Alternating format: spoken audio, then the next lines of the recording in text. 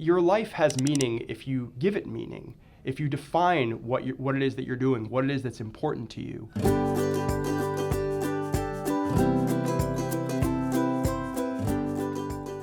Purpose is one of these terms that gets thrown around a lot, and people think about it oftentimes in a religious way or in some of these little larger philosophical ways.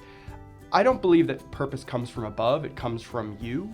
And one activity that I recommend that people do, especially around New Year's and also mid-year, is to write down what values are important to you. Every 6 months, you sit down and you think, you really take the time and you write out what are your top 3 values. What are the things that are most important to you?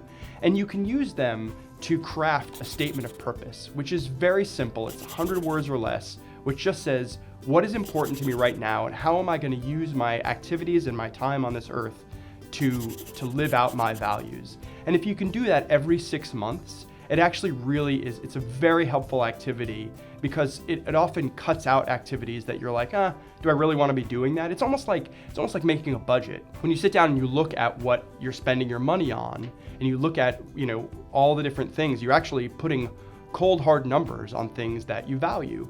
And most of the time when you look at people who do a budget, they tend to cut out things that are actually less important to them. It's really an activity of consciousness. So when we look at what we value, then it's very clear, it can be very clear how to make your purpose and to say, okay, well, this is what I'm living for now. And it actually helps to direct your activity, directs your life, and people that live with a sense of purpose are generally happier and more hopeful for the future.